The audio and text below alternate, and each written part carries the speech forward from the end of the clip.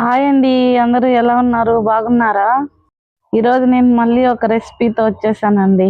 Daily ఎగ్‌తో omelette, పులుసు కాకుండా ఇలా వెరైటీగా అప్పుడప్పుడు ట్రై చేస్తే సూపర్‌గా ఉంటుందండి. చపాతీలకి, రైస్‌లకి. అదే ఎగ్ కీమా చేద్దామండి ఈరోజు. దీనికోసం ముందుగా మనం 6 గుడ్లు తీసుకొని, ఉప్పు వేసుకొని బాయిల్ చేసుకోవాలండి. 20 నిమిషాలు అలా బాయిల్ చేసుకోవాలండి. అప్పుడే ఎగ్ అనేది బాగా ఉడికి గట్టిగా అవుతుంది లోపల. లేదంటే మెత్తగా ఉండిపోతుంది. సో, మనము దాన్ని తురుము పట్టుకునేటప్పుడు సరిగా రాదు. విరిగిపోతూ ఉంటుంది. సో, 20 నిమిషాల పైనే ఉడకబెట్టుకోవాలండి. అప్పుడు చాలా చక్కగా ఉడికి బాగా ఉంటాయి. చాలా ఈజీగా అయిపోతుందండి తొందరగానే. మనం ఈ వెజిటబుల్ కట్ చేసుకునేంత ఫాస్ట్‌గానే అయిపోతుందండి. మిగిలినదంతా ఈజీ ప్రాసెస్. సో, గుడ్లు ఉడుకుతున్నప్పుడే మనం ఇప్పుడు ఒక మీడియం సైజ్ ఆనియన్ తీసుకొని బాగా సన్నగా తరుక్కోవాలండి. పానీపూరీలకేసుకుంటాం గదా! అలాంటి సైజే. అలాగే ఒక పచ్చిమిర్చి నిలువుగా కట్ చేసుకొని మళ్ళా అడ్డంగా సన్నగా తరుక్కోవాలండి. అలాగే 4 వెల్లుల్లిపాయలు కూడా సన్నగా తరుక్కోవాలి. ఇంకా 2 పెద్ద సైజు టమోటాలు కూడా సన్నగా కట్ చేసుకోవాలండి. వీడియోలో చూపించిన మాదిరిగా చాలా సన్నగా కట్ చేసుకోవాలి. చేసుకునేటప్పుడు చాలా చక్కగా ఫ్రై అవుతాయి. ఇంకా తినడానికి బాగుంటుందండి. లేదంటే ఎగ్ సన్నగా ఉండి ఇది లావుగా ఉంటే తినేకి బాగోదు.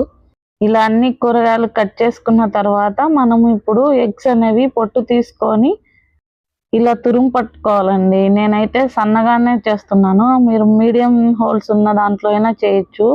చాలా తొందరగానే అయిపోతుందండి. గుడ్డు అనేది సాఫ్ట్‌గా ఉంటుంది కదా! సో, అది తొందరగా తురుము పట్టుకోవచ్చు మనము. చూసారా ఎంత ఫాస్ట్‌గా చక్కగా అవుతుందో. ఇంకా మనం లాస్ట్ వీడియోలో తెలుగు ప్రియుల కోసం ఒక క్వెషన్ అడిగాం కదండీ! నామం ఉంటుంది కానీ పూజారి కాదు, తోక ఉంటుంది కానీ కోతిని కాను. మరి నేనెవరిని అని అడిగానండి. సో, దానికి ఆన్సర్ వచ్చేసి ఉడత అండి. ఉడతకి పైన నామాలుంటాయి కదండీ! దాన్నే అలా అడిగాను. సో, ఈరోజు క్వెషన్ వచ్చేసి చారెడు కుండెలో మానెడు పగడాలు. నేనెవరిని? చెప్పండి చూద్దాం ఎంతమంది కరెక్ట్‌గా గెస్ చేస్తారో ఆన్సరు. మీకు గనక మా వీడియోలు నచ్చినట్టయితే ప్లీజ్ మా ఛానల్‌ని సబ్స్క్రైబ్ చేయండి. సో, మాకు ఎంకరేజింగ్‌గా ఉంటది. మేము ఇంకా చాలా వీడియోస్ చేస్తాము.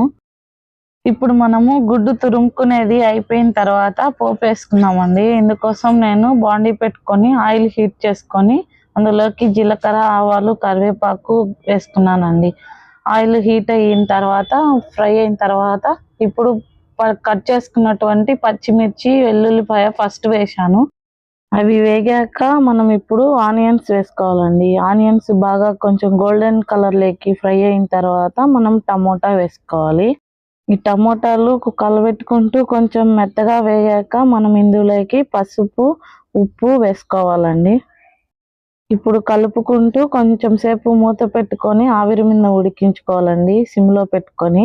దానివల్ల మనకి అన్నీ అనేవి బాగా చక్కగా ఫ్రై అవుతాయి. చూసారా ఎంత పర్ఫెక్ట్ కలర్ వచ్చిందో. ఇప్పుడు మనం ఇందులోకి ఒక గ్లాస్ అండి, చిన్న గ్లాసు వాటర్ వేసుకోవాలి.